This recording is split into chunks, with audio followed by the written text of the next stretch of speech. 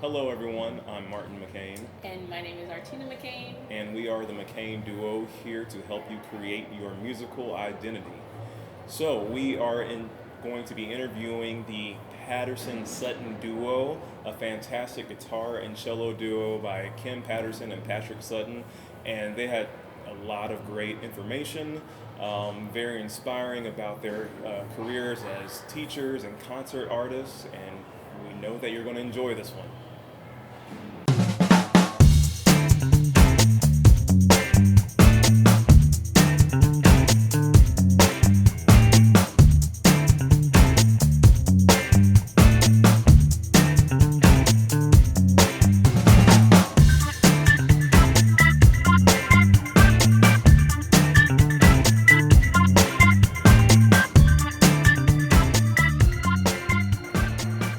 Hi everyone, my name is Artina McCain. And my name is Martin McCain, and we are extremely excited to have a fantastic duo, a cello and guitar duo too. I never knew that there was a such thing.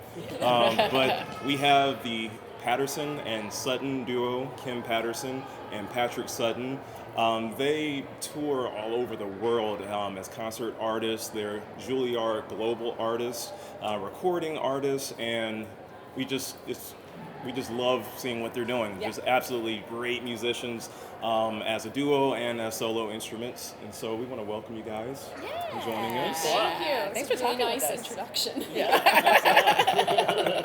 Absolutely. So what we like asking a lot of our guests is, can you tell us about your musical journey? It could be individual or as the duo, how the duo formed. Yeah, so Patrick and I first started playing together in 2011 when we were doctoral students at CU Boulder. And he asked me to play a piece on his recital, and it's a piece really well known, like kind of like a staple for cello and guitar.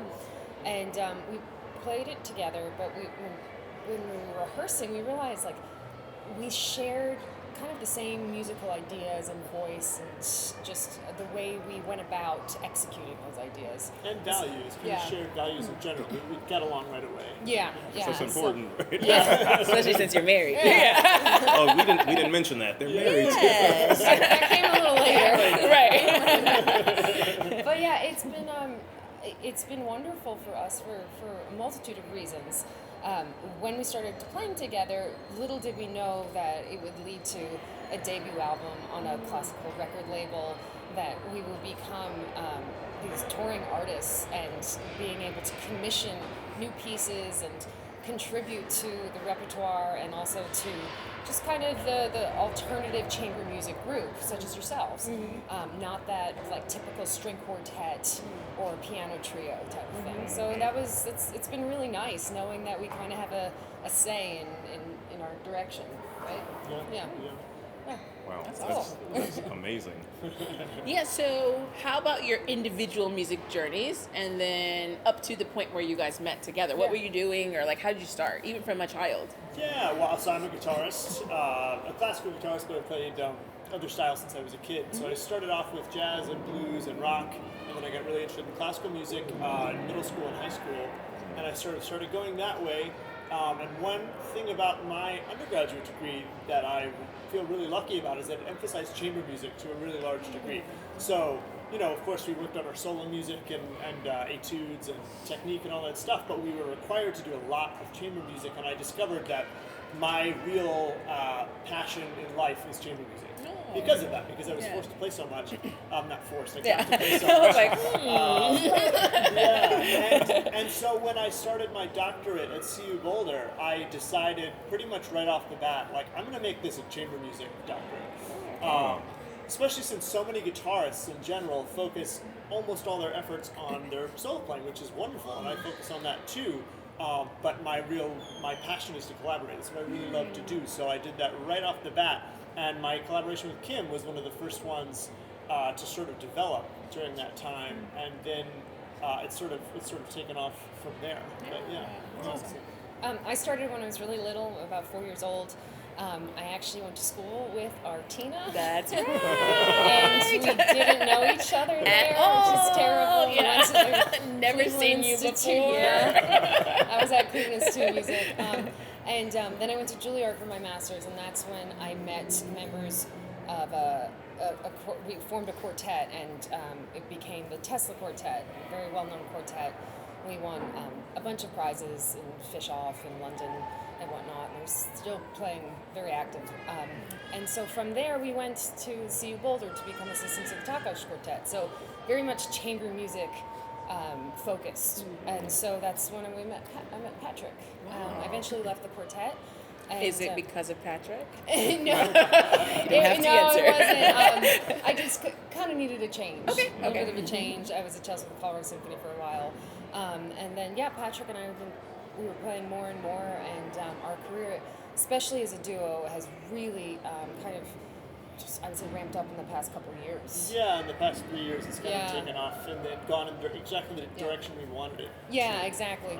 We've really we've searched out the opportunities that we really wanted, but we also the opportunities that weren't there, we made happen. Yeah, to a huge extent, we've had to be architects of our own career and kind of blaze a trail, right? And this is how all musicians, all people should really think about their lives, right? They should think about creating opportunities for themselves, not just taking well-established paths. Yeah. And so I think, part of it is that we play a slightly unusual combination of instruments, but it's been wonderful, and it's given us a niche, right? Some repertoire that we've gotten to focus on that other people haven't as much, which turns out to be an embarrassment of riches. There's a lot of great pieces written for this combination that people just don't play, right? So part of our journey as musicians, I think, is finding our voice in terms of the way we play, what's unique about the way we play, but also about what kind of music we love and what kind of music we want to shine a light on. And because there's a lot of great players in the world, right? And there's a lot of people who play the same music too. And so it's something that really can be really, really helpful for our careers and just as creative, as artists, to focus on something maybe that people are neglecting, right? Yeah, I will say, going along the lines with creating opportunities, we're really resilient. We're told no a lot. Expand. Because a lot of musicians probably resonated with that, I've being been told no so many times. I tell my students that I could paste the rejection letters all over my studio wall, and it would just fill my whole entire office. But all it takes is that one yes.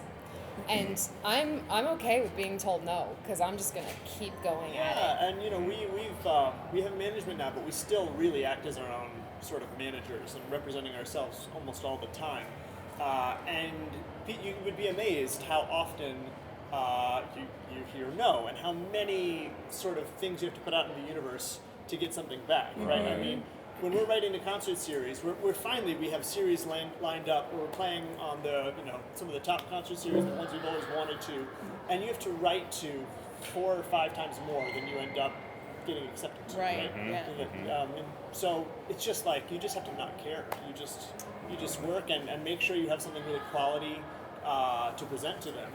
And then when the timing's right or when the interest is there, then it comes back to you. I always tell my students, you just got to try.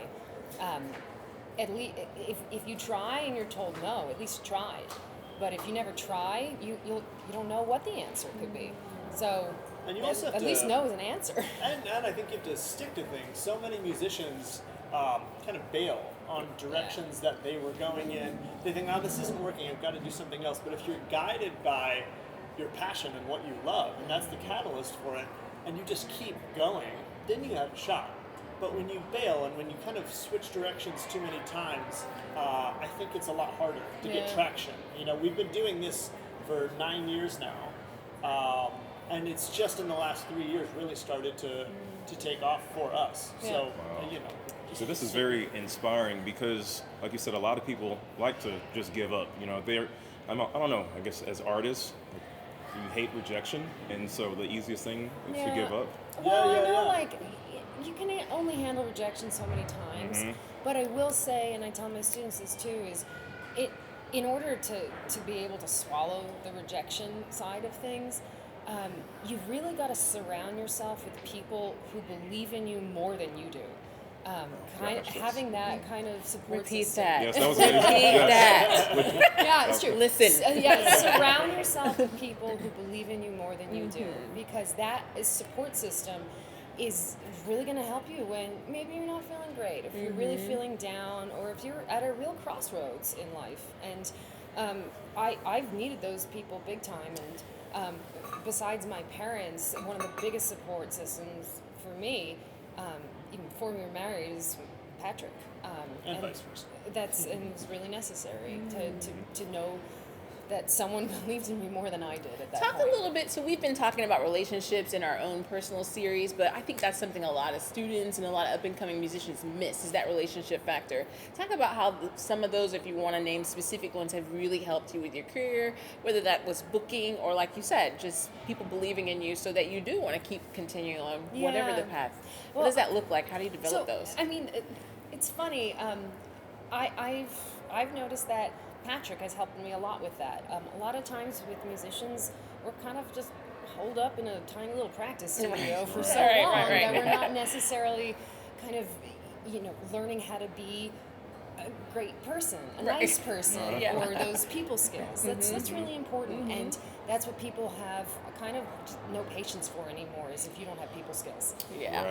So I really learned a lot of those people skills from Patrick, and that's really important, because if people know that you're nice, that you're easy to work with, that you're not going to be a problem, that you're going to arrive on time, of course they're so much more interested in hiring you than the other person that has some issues. It's unbelievable in life how many things will go your way if you're just easy to get along with. And you show that you care, and you show that you're polite and all these things. And I also think when it comes to just to get back to the conversation of not giving up on things, I was just thinking your motivation has to come from the right place, right? And so we have to think about why we play music. I think that's a really important thing, and if we can really settle on the things that we love and really kind of search those things out, then rejection doesn't feel so bad, right? If we're just doing it for prestige, or if we're just doing it for money, if we're doing it for money, we might want to consider doing something else. I think you should consider doing something else. Right? And if we're just doing it for our own ego, then rejection's going to be really tough. But if we're doing it because we love to create and we love to, lift up humanity through music, then rejection, who cares, right? You're just doing what you do. But I think something, this is a little side note, that should happen more in music, and I think people are starting to understand is, gosh, we need to support each other. I mean, being a musician can be tough, but it's really wonderful. But I know it's competitive, and I think in order for us to have awesome relationships and to build really solid support systems, we need to support each other. That's really important. We don't need to criticize and bring each other down. We need to be there as a source of strength. Yeah, it's reciprocal. Right. Yes. Yeah. Wow, there's so much there. I'm really interested. One of the things that we do as a McCain Duo and through this series is talk about how a young musician can, brand themselves, and how can they even find what to do. Because somebody might go to school, be cello performance, and then what do I do with that? Or be guitar performance or education. How did you guys become architects? I heard you use that word. Or what advice would you give for somebody trying to figure that out? Like, who am I? My advice is be open and be flexible. Be open to new things, be open to playing with new groups, with playing new music, any type of new music. And be flexible. Just see what's out there. Don't decide that you just don't like a certain genre of music if you only played one piece. See what's out there. You never know. You just got to be open and flexible. That's the most important thing to me too, is trying a lot of things. Because especially when you're coming into school, as an undergrad right off the bat, the chances that you are fully formed sort of person and musician are very slim.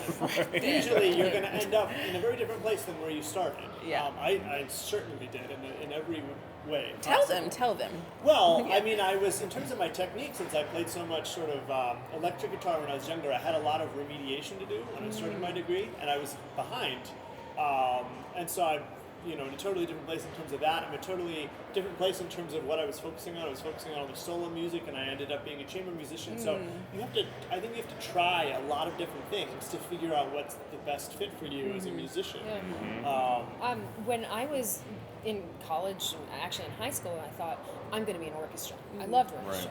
And when I was young, I used to start subbing with the New World Symphony, and I started playing with Verbier and started touring all around with the Verbier Orchestra, and I was going into orchestra. And then all of a sudden, like, somehow we formed a quartet, and then I was a chamber musician, a quartet chamber musician, and it wasn't what I thought I was going to be doing, but I was really digging it. And then decided not to do that, decided to figure some things out, went into orchestra, and then more and more what Patrick and I were doing was working and working and working, and now I've really become this cellist, part of the cello and guitar duo, and now a professor. And so what I thought I was going to be doing back when I was 18, when 22, is not what I'm doing right now, and I love it. I love it. That's how life goes, too. I've been able to really like have my hands in so many different things, and it's because I've been open and flexible. Yeah, and things almost never work out the way we think they will, but sometimes they work out much better. Yes. As long as we are willing to change course when something seems like it's really working. Yeah. Right? Not changing course too quickly when we're discouraged, but changing course when, okay, this is maybe a really good fit, right? Yeah. And I think that's what could bring like really unhappiness, is when you have this set idea of what your life is supposed to look like, and it might not turn out that way. You can decide it just that won't. It'll never. Right. and you can decide to let it make you unhappy, or you can just go with the flow, because when you go with the flow, you never know what's going to come your way. Yeah, It's pretty fun. The other thing, in terms of branding yourself and creating a career, that I think about a lot, is that there's not just one way to do it. So many music students come into school and think, okay, I'm going to start studying, I'm going to win a bunch of competitions, I'm going to, that's going to bring me money, I'm going to be able to tour because they're going to set all this stuff up. With almost no one is that the case. Yeah. That is so rare. The chance that you're going to win a big international competition is very low, right? We're still going to shoot for stuff like that, of course. But there's so many more ways to create a career. And so one of the things that we found is that the more you work and the more concerts you play, that stuff snowballs, right? And you develop a reputation, and one thing builds on the next. And so the concerts that we were playing when we first started as a duo were very low level, didn't pay very much, right? But with each year, we seem to go up a step with that stuff, right? Yeah. So you don't have to win a bunch of competitions necessarily. You can do what you love and just keep pushing, right? Yeah.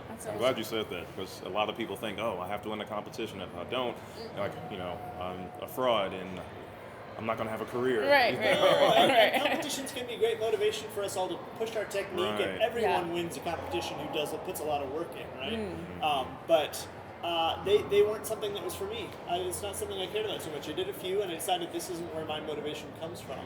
And so I found another way to have a career and to be playing on the concert series I always wanted to, and to be traveling the world, right? This is, and I didn't have to go that way.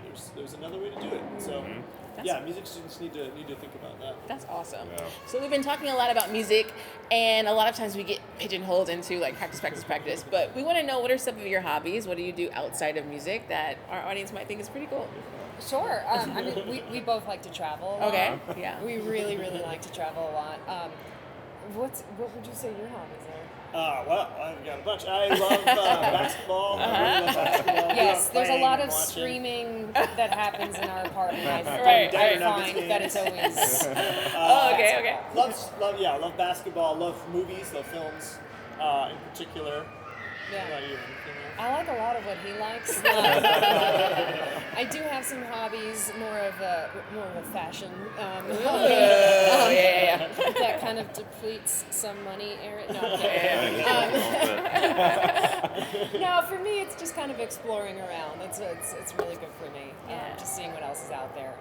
But so much of me is just kind of pushing myself and seeing how far I can go, how much of a better person I can be, and that's kind of like my hobbies, being driven. Self-improvement. Yeah, self-improvement in a way. Well, Kim and Patrick, we have so enjoyed you being here. Thank you. Very inspiring. Thank you. Yeah. Thank you guys so much. You inspire us all the time every time we see you. So wonderful to get to be a part of this. So I really appreciate it. Thank you. All right, and we're going to have their information where you can find them in the links in the comments. So be sure to check them out. And thank you to everybody for coming out today. See you. Bye.